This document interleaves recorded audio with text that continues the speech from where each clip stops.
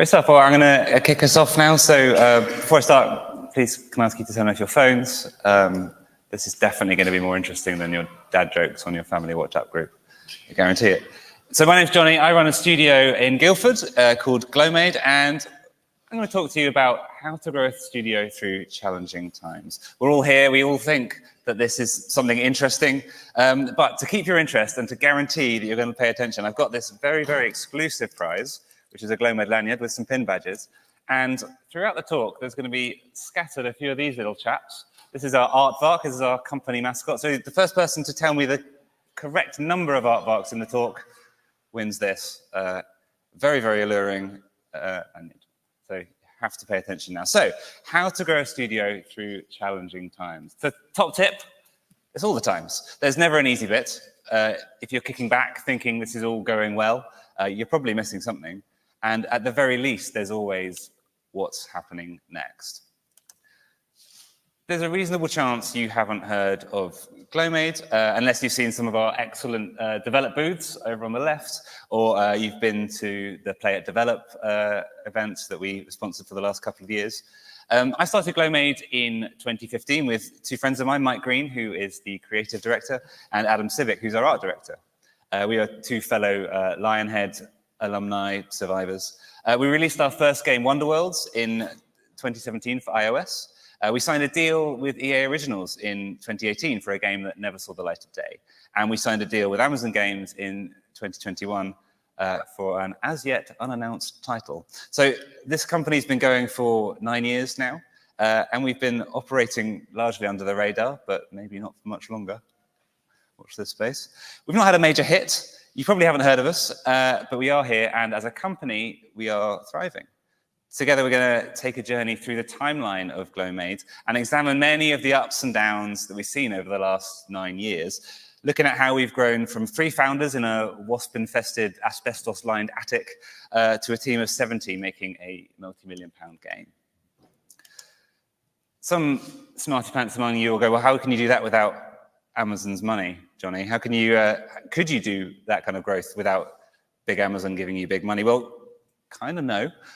And that's why a lot of this talk is going to boil down to be talking about cash.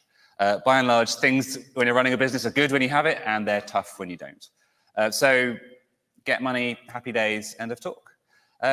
This isn't a how to pitch your game tutorial or a speaking to investors guide. I've done a bunch of that. I'm happy to talk to you about it afterwards if you want. But we do need to destigmatize talking about money. Somehow it doesn't seem very proper. But we can't be scared of talking about cash or having enough of it or not having enough of it, because really that's the reality of running a business and making video games.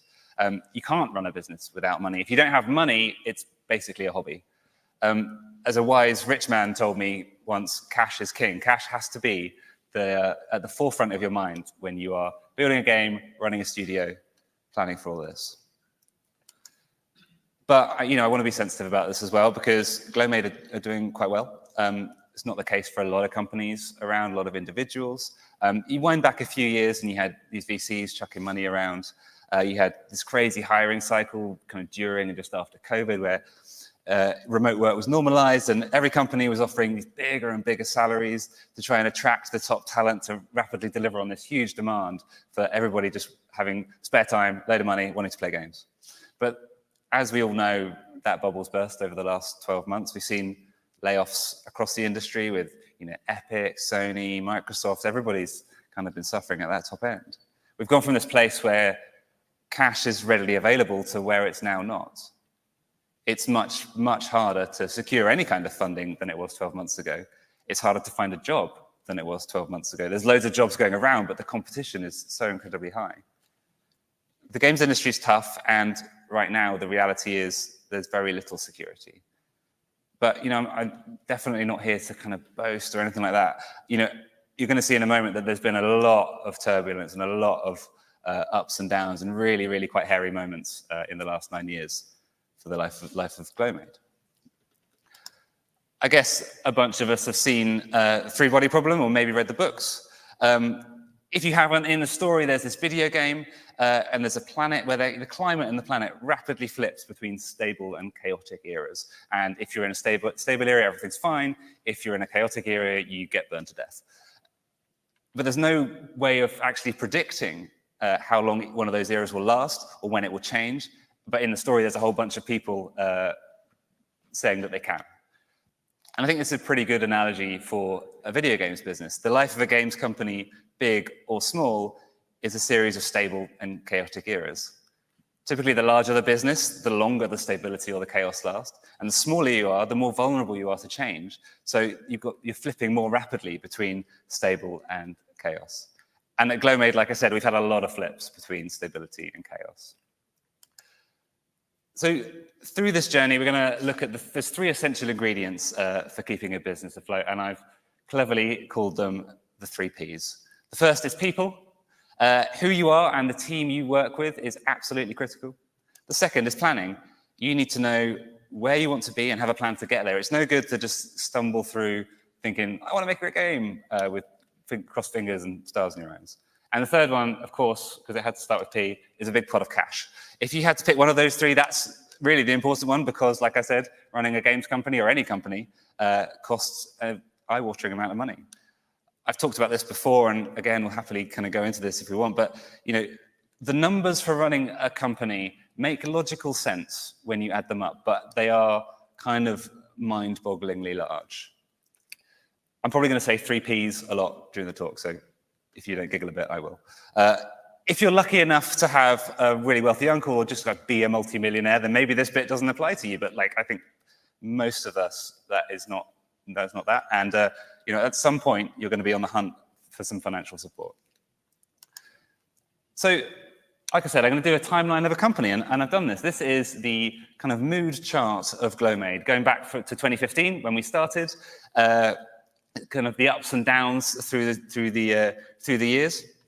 And it's not coincidental that this is also fairly analogous to when we did have money and when we didn't over the years. And our cash position has fluctuated. Right now, we're doing okay. But as you can see, we've had some pretty big downs and some reasonable ups.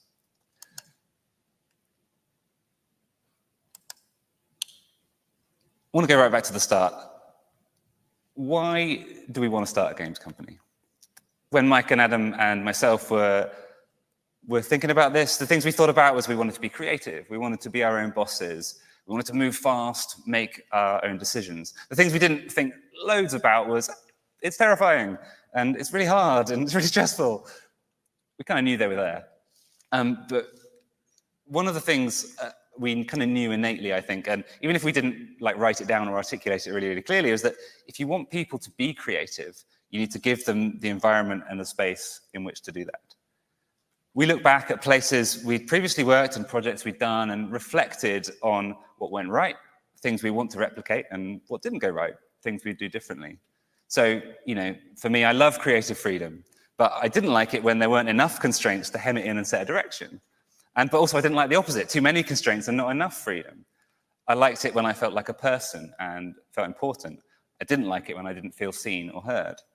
So even at this early stage, we're trying to figure out how to thread the needle between these kind of conflicting pitfalls. No real idea how to do it, by the way. But at the very least, we were kind of aware of the traps we needed to look out for. This is actually the wasp-infested asbestos-lined attic, where we had a wasp's nest in the cupboard, which was a fun discovery.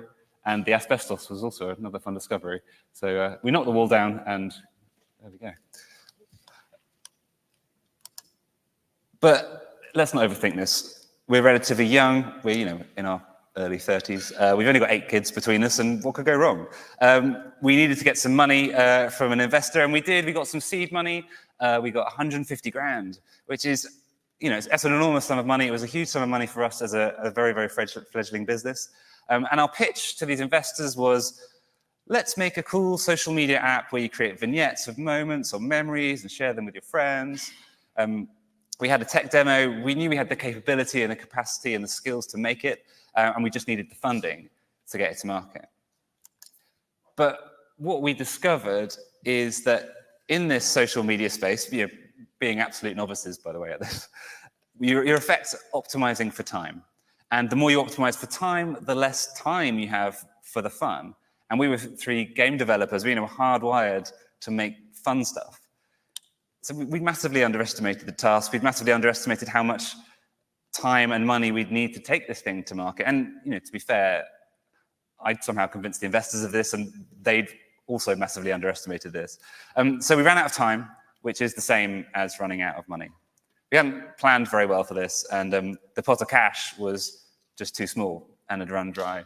Like I said, we had a tech demo. The whole system worked, but actually taking that thing to market, as a bunch of us will know, is incredibly hard work and a load more effort than you possibly even imagine it would be.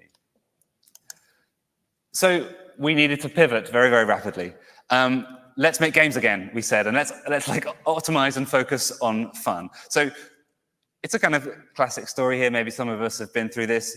We ran out of our own funding to do the thing we want to do. So I was rapidly hitting up all my kind of contacts, going, I've got this really great team. Have you got any work for us just to keep the lights on, to keep the business afloat while we kind of work out the next steps? And I phoned up one of my friends, and I said, I've got this great little team, and you're trying to finish your game. Can we help?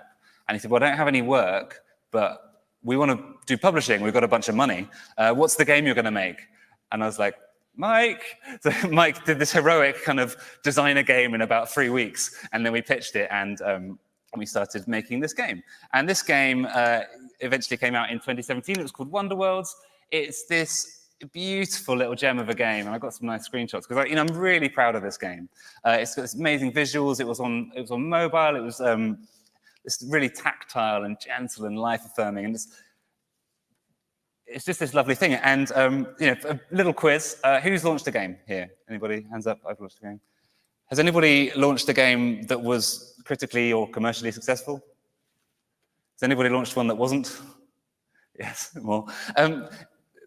You get this tremendous elation of like, yes, we've done this thing. We're really proud of it. There's loads of stress because we've got to get it to market. We've got to get it done on time, and then nothing. We know this is not uncommon. We know the market. We know it's hard, but there's a financial and an emotional toll to this when the game that you've worked on for however much time, however much money, just sinks basically without a trace. I'm not an idiot. I had planned for what do we do after the game, but what happens when that plan comes undone? Some of us will know it's not uncommon to do post-launch support for your game. Like we knew we'd need that for Wonder Worlds. We'd planned for that. We'd agreed that. We knew what our finances were going to look like. It's a decent enough plan for where we were at. But what happens when the publisher changes course and that plan falls apart? We're still a tiny studio. We've got no money to really argue with it in the sort of legal level. And we didn't have any headroom to put any money back from the dev budget. So we're basically back to square one again. But we can't stop. We can't give up. We're trying to navigate what we might be able to do with Wonder Worlds. We can't rely on anything coming of that because who knows? And so we start looking for more work again and designing and pitching our next project. So this is the reactive planning of like, okay, we need to do something now. So this stuff on screen is some of the amazing kind of art that Adam developed for what we call at the time Project Toast. The tagline being, build cool robots, take them on dangerous missions and explore the universe. Sounds great. And we're building the vibe. We've got this working prototype of this really fun action RPG with a ton of personality and customization. And I had a conversation with my friend James, and he said, he's like, how are you going to pitch it? You're going to go to GDC. And I'm being really tight because we're kind of really low on money. I was like, I don't know if we can afford to go to GDC.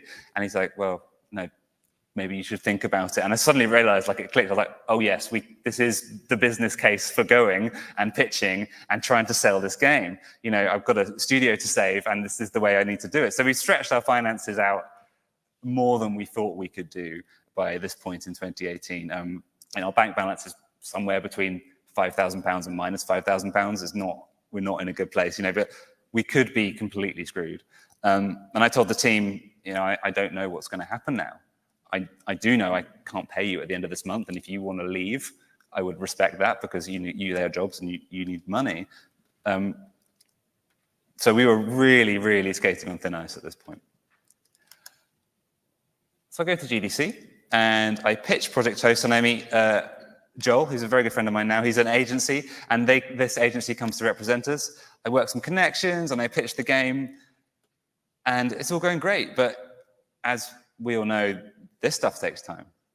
You meet the biz dev guy who loves your pitch, and even if things go super well, you're looking at like 3 months, maybe 6 months until you actually get something signed. A friend of mine counted a year and a day from the initial pitch to actually getting the deal signed for one of his deals.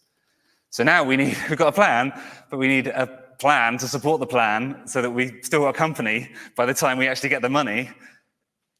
It's getting complicated. It's getting stressful. I spent more time on the slides on 2018, by the way, because this is... so we're back in the UK now. It's April 2018.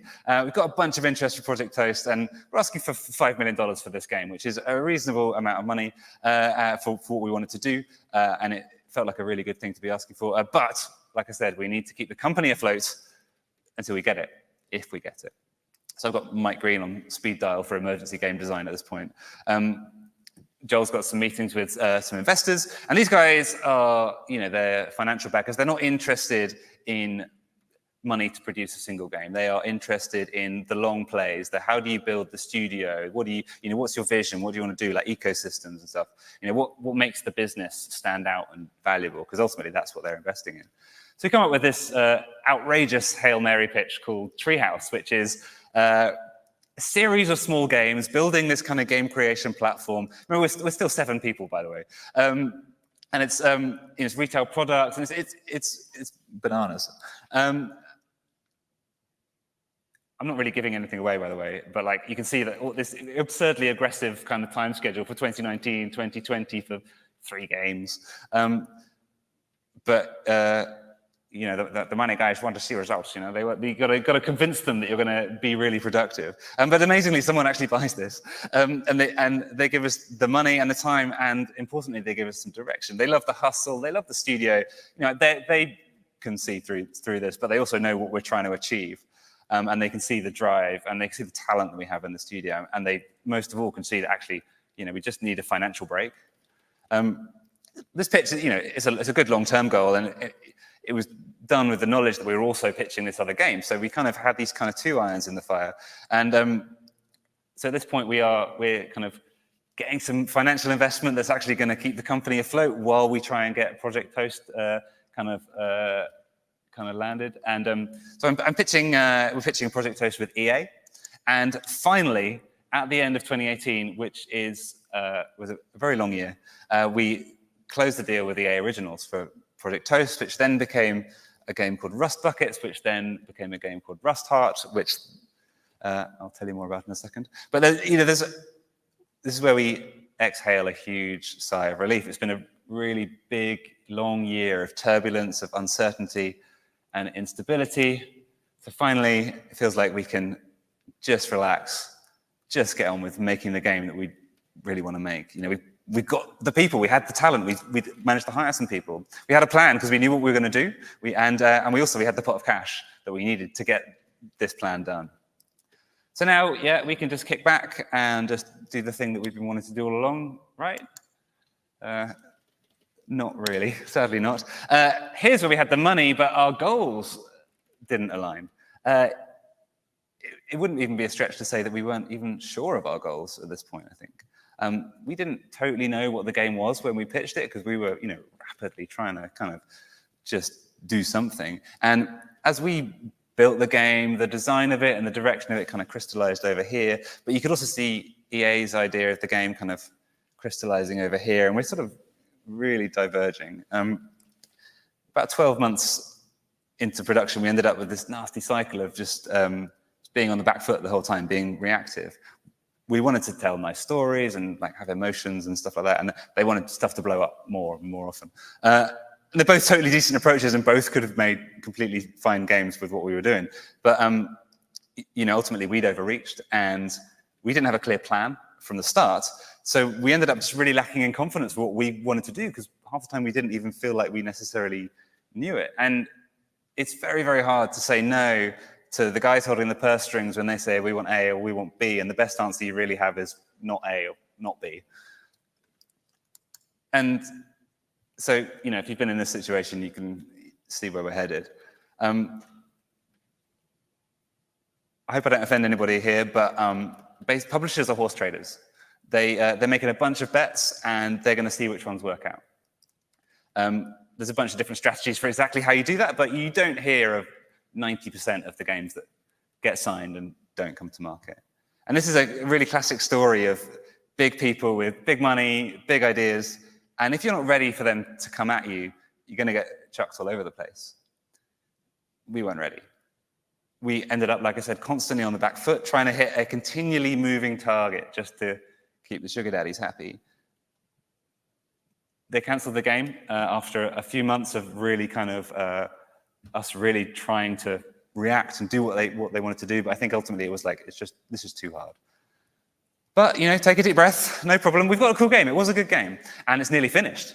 And we are in February 2020, which is amazing because it's just 1 month before GDC. So I can go, we rapidly rebranded or rebadged the game into what it had sort of become, which was Giant Stompy Robot Chaos. So that was the working title of the new game that we were going to go and pitch and go, look, here's a nearly finished game.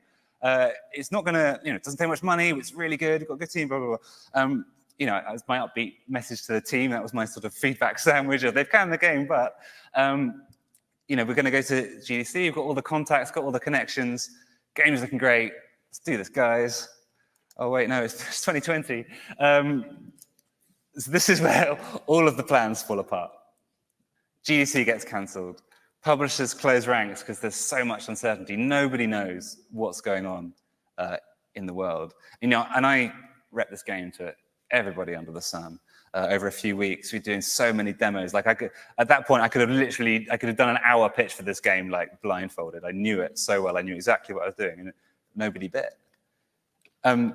This was a really hard kind of moment for us because if you've got a game out, you're probably doing relatively well because everyone's stuck at home, everyone's playing a load of games, they're buying a load of games, filling up their Steam libraries with everything they see. But if you don't have a game out, like we didn't, it's really hard.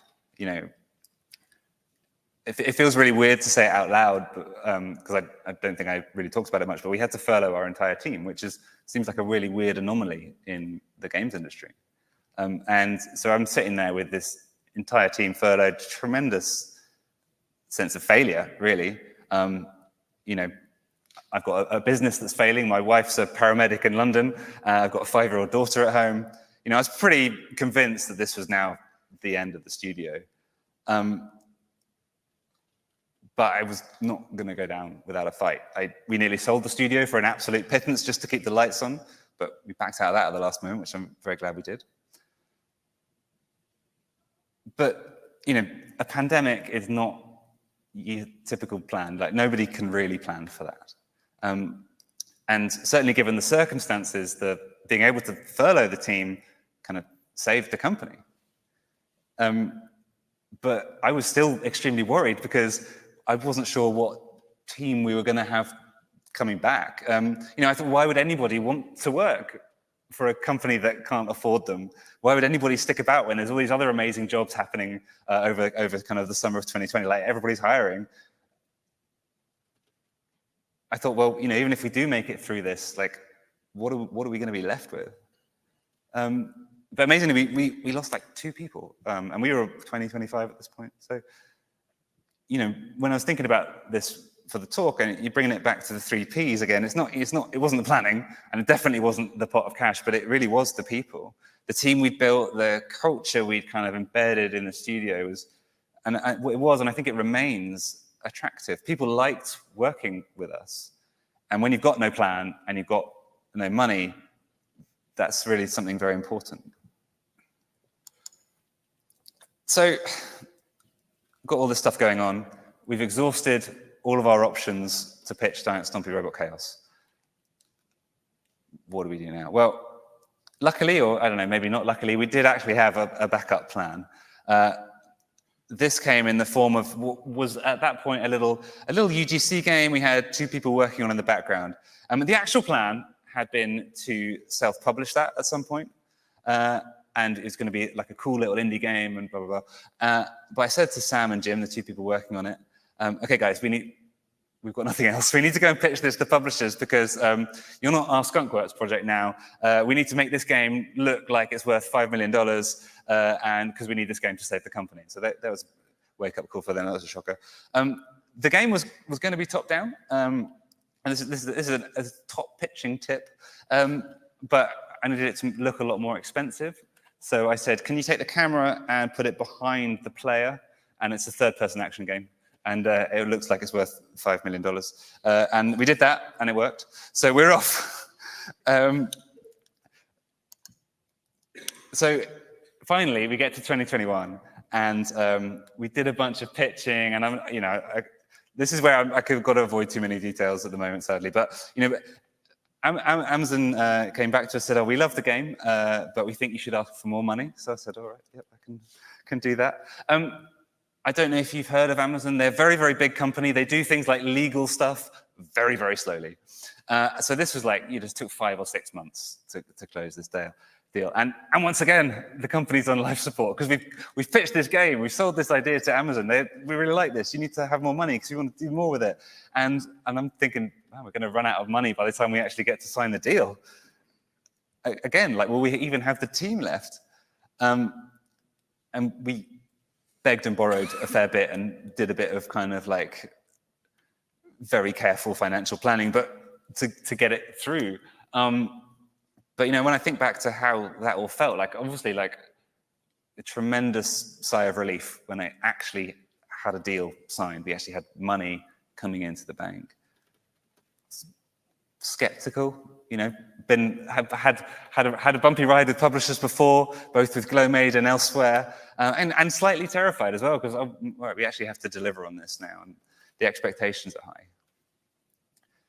We've already been down this road with another publisher, and that didn't end well. So, what did we learn? Well, we knew what we wanted. We knew what we wanted to make. We had incredible clarity of focus with the game design and the pitch. Some might actually call that a plan, which was new at this stage. So now we're in 2022. We're making this excellent game, but the expectations for it are getting bigger. Our ambition for it is getting bigger. We need more people. We need more process to manage the people. We need more space. If you look back to Wonderworld, which was now 5 years earlier, the whole team, 7 of us, sitting around a small coffee table to figure out what we're going to do that day, had the whole game on a single Trello board. And now we've got, in 2022, we've got QA, we've got production, we've got other support, we've got Jira, we've got Confluence, we've got 1 billion Slack channels. At this stage, the entire budget for Wonderworld was about £500,000. We're now doing that every month. There's that classic quip that building a game is like building a plane while it's flying. Well, so we're building the team is the same. So now we're building the factory that's building the plane while the plane is flying as well, which is a whole new set of challenges. And as a founder or a leader, you shift from being this hands-on developer to managing the daily needs and challenges of running a studio. And this can happen slowly or super rapidly, depending on kind of where your passions are and the speed of your growth and what you kind of want to achieve with your own company. But it's undeniable and it's unavoidable. Where your core mission was originally, let's make the best game we can, now your core mission becomes, build and enable the team to make the best game we can. You're hiring, which takes time. You're doing more managing. You've got more production processes, more formality and rigor to stop everything spiraling out of control. And you've got growth to support the growth. And as the studio changes, you want to keep an eye that your values are still held, your team culture is still reflecting those values. I felt like a real grown-up recently because I actually got my own office. But this was not because I really wanted it. I kind of liked being sat amongst the team, but I really needed it. I really needed some of that separation. I needed that sense of privacy. Half the conversations were like, "Hey, Jonny, can you come have a word?" And we'd scuttle off to a corner to have a private conversation. So that was the point I was at quite recently. But wherever you are at this point, you're doing a very, very different job. I forgot about that little joke there. So all of this is changing, but is there anything that hasn't changed? Is there anything constant in this journey? So much of running our studio is basically squeaking by until we can get the right money in. But we're not robots. We're not omniscient, kind of invincible game-making machines with people. Money in the bank doesn't fill emotional needs. Money doesn't sit quietly and listen as you stare into your coffee cup and just say, I can't do this. And that's where you need the right people around you, the very best people you can. Mike and Adam and myself, we shared a vision in 2015 to build this inclusive studio that gave people the space to be creative and to create amazing things. The cheesy one-liner for Glowmade back then was and remains the simple phrase, joyful creativity. In 2016, we brought in a friend of mine, Fee Harvey, into the studio to help with the finance. She's had a hair-raising few years, you can imagine. But as the leadership team, the four of us put together Glowmade's core values, which still stand and have been on our website ever since. We want to, they have to be public because you have to be accountable to your team, to yourself, and to the sort of the wider world. So we broke down our values into three parts. We nurture, which is the present. We fulfill, which is the future. And we are brave, which is the way we want to get there. And it sounds kind of a bit trite, but the importance of it is that it's real. There's these three headings. There's a whole bunch of kind of supporting statements for what they all mean, of who we are, what we do, and how we're going to do it. And how did it work for us when we went through so much extreme turmoil and so many crazy ups and downs?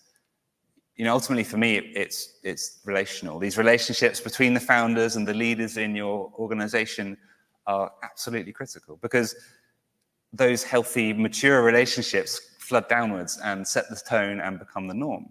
If your leaders treat each other with respect, that sets the tone for everyone else. If your leaders resolve disagreements maturely, that sets very clear expectations for behaviors. If your leaders are mature enough to lose an argument, the team can see that the project is more important than the individual. So you can have the best plan and all the money in the world, but ultimately that stuff is worthless if you don't have the people. So this is where we're at now. We're in a relatively stable area versus the chaos of the previous years. But like I said, we're kidding ourselves if we think it's going to be like that forever. Can't rest on our laurels. We've got to be planning.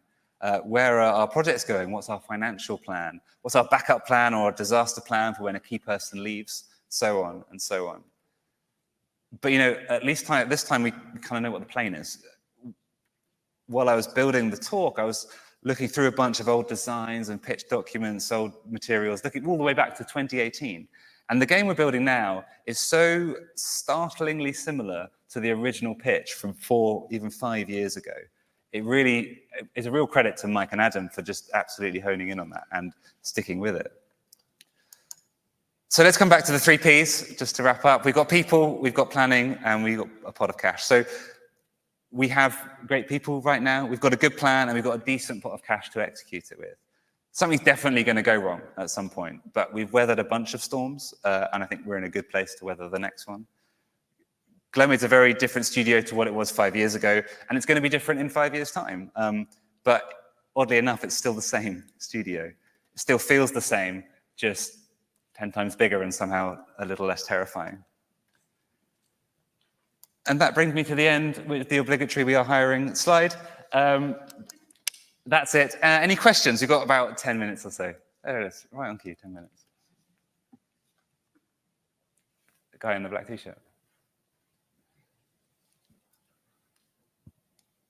Hello, great great presentation. I work for EA, so hopefully you don't hate me. The question that I had was more about sort of how you handled growth, because you sort of went from quite a small studio, you sort of got up to 7 people around sort of 2020, and then you sort of really expanded. In the past, I've found studios expand too quickly, so I guess I'm just curious how you handled that. So we went from, I wasn't super clear on the numbers. We went from like 7 people for about 2 years. Then we went up to about 15 and then 20 in the course of like another year or maybe 2.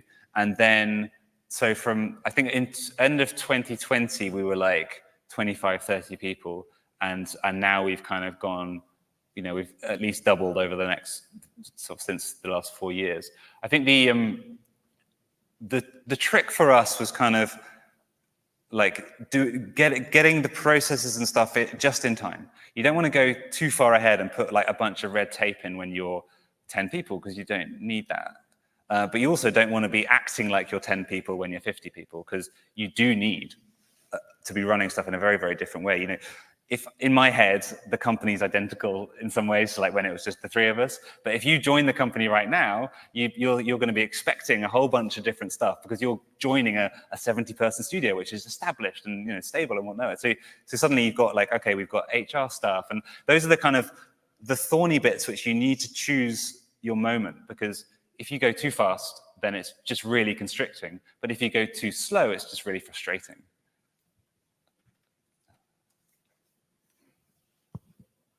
Hi, Jonny.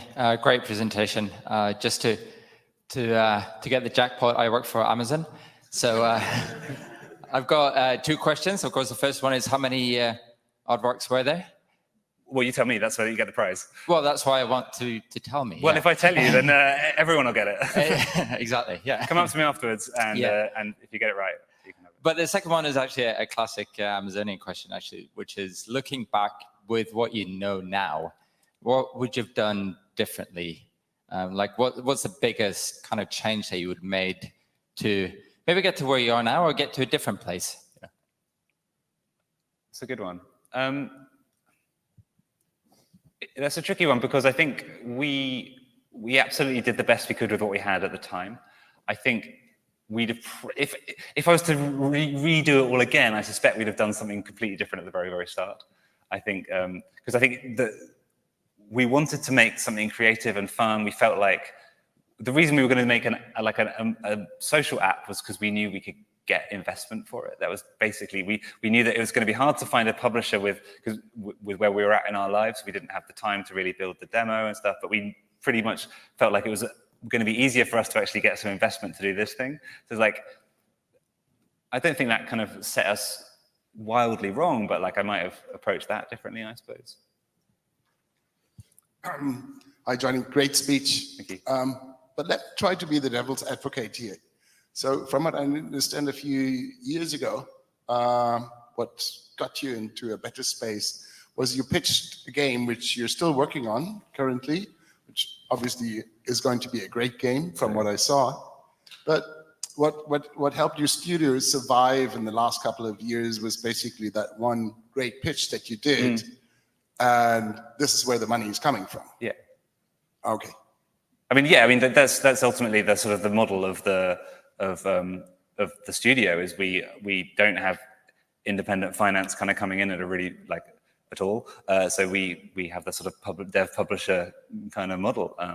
That's the way we've kind of decided we wanted to do it. There's a bunch of different ways of doing it.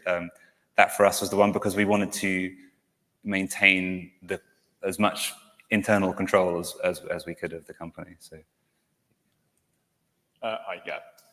thanks for the speech, Jonny. I wanted to ask about scaling up, because in my experience that is like the hardest thing. You mentioned that you are quite a large studio now. Was that part of your plan with Amazon? Because you mentioned that you were, and then a second question is just, you also mentioned after COVID you actually managed to retain staff. Was it the same during scaling up? What was the turnover like while scaling up to a 70-person studio? That's good two questions. So what was the first one again? The first one was the scale-up plan part of the Amazon. So was the scale-up plan part of the kind of Amazon thing? So I think certainly when we pitched the game to those guys, they had this, they kind of possibly believed in it maybe even more than we did. They saw some potential where we didn't. And that's why when they said, oh, we think you need to ask for more money, it's like, they suddenly saw, okay, this could be really, really cool. We don't want to undersell it. It's not a stretch to say that the company's bigger now than I ever thought it would be. We didn't set out to make a company. I just thought, we'll get to about 30 people. It'll be really fun. We'll kind of sit around and make indie games for a while. So yeah, it was, we're definitely scaling to deliver the game in the way we want to do it. And then in terms of your second question, so retention, I think we've always been quite open internally with like, these are the problems. People respect you quite a lot when you admit to, this isn't great, but we are sorting it, rather than just like pretending like everything's fine. So we really didn't have tremendous turnover. I mean, we lost one person because she'd originally joined the company to make the game with EA, and we no longer were not making that game. So, after a couple of years, she's like, actually, I'm going to kind of go and do something else, and go with my blessing. I think the other thing is that turnover's a weird one. Like we have pretty low turnover, which I'm really proud of. I think people enjoy working here. But I don't want people to feel like they have to work for Glowmade forever. I think like a job is just part of your part of the sort of very rich tapestry of your life. Like if people come to us and work for a few years and then go on and do something else, brilliant. Go with our blessing because you've given us that time. It's a transactional thing. We're paying for your time. You're spending your time of your life in this job, and then go and do the next thing. Learn from it and go on. So we don't lose that many people at all. We've got pretty low turnover, but in general, when people aren't getting something from Glowmade that they want, like either we can turn to try and provide that, or we can actually go, no, we're not able to do that because what you want is something that isn't what we kind of want to do. Hello. Thanks for the frank and honest talk. My question is regarding the 3 Ps, pot of cash, planning, okay. Regarding people, how do you find the right people and where do you look for to find the right people? That's a really good question. I think, I don't know, I sometimes see people like putting, apologies if you've done this, putting on LinkedIn, like I'm looking for a technical director to do my startup with. And like, for me, I don't kind of get that because I think you do need some sort of relationship or so like, at least that's for me. So, like Mike, Adam, and myself, we are friends. We're better friends now than we were 7 years ago, but we weren't like amazing best buds. We had worked together, we liked each other, we trusted each other, and we thought we could do the thing. And actually for us, that's quite a good middle ground because the problem with starting a company with your best friends is what happens if it goes tits up and you suddenly be losing your friendships as well as your company. And the problem with starting a company with unknowns is that you don't really know what you're walking into. So it's about like finding those people. It's ultimately about trust. Do I trust these other people that I'm starting the company with, that we're trying to do the same thing together? Yeah, how you meet those people is kind of up to you, I guess. Did you go to universities looking for like new graduates, or did you post online? Yeah. Find the people that you've got your Okay. So how do we recruit? So I mean that's a challenge as well because I've tried to give nothing away about what the game is that we're making. So we eventually recruit by going, look at how great the company is, and then we kind of get people in and talk to them, and eventually we show them the game and they're like, oh, that's really cool. Yeah, I want to be part of it. But so a lot of that is we're sort of trading on the cultural element of like people really like working here, and when we interview them, everyone really likes being interviewed, and those kind of things kind of spread out, I think, but recruiting and meeting people and finding people is really hard, especially when you can't actually show what you've got. So if you've got a thing, you can go, this is what I'm making and I need such and such to help me. And then you're going to get like-minded people off social media or whatever to help you collaborate, I suppose. Okay, we've got 1 minute left. Maybe time for one more question? Yeah, it's quick. Is this on? Cool. You said 3 Ps, but I think you've used another P a lot in this one, and the word is pitch. You've used the word pitch a lot for why your studio kept going and why you were able to pick yourself back up. It's because you had to pitch strongly. I'm sure if you've worked with a lot of game devs before, you'll know that most game devs run a mile when in these kind of high-tense social situations. We're quite an insular bunch. So for games developers who are interested in building a studio who perhaps don't have that strong social skills when putting themselves out there, is there a quick piece of advice you can give for someone who is at the start of the journey for getting this strong pitch to get people interested in funding your project? The best way to you're pitching yourself ultimately and the best way to do that is just be yourself. I think or any of these things start with like a one-to-one conversation, and if the person you're talking to likes what you're saying, likes the way you're saying it, that's how these things move on. So you're not. At some point, you may be pitching a game to like a bunch of people at a table or whatever, but most of the time, you're sitting around a table with your laptop going, hey, this is this thing I'm doing, and this is what it's going to be. It's really exciting. It's that one-to-one thing. So if you're wondering about that, like that's the thing to practice is going through your pitch with somebody you trust until you're not feeling nervous about actually talking about the game. Because as soon as you stop wondering about am I going to say the right thing here? Am I going to say exactly the right words? Then yourself will come through, and really that's kind of what the publishers ultimately are. You know, they're betting on you. And we are time up. I'm not going anywhere, so if you want to kind of come and ask me some questions afterwards, if anybody does get the number right, you get this trendy thing. I've also got some really cool stickers, so let us swag. But thanks so much for coming. It's been great.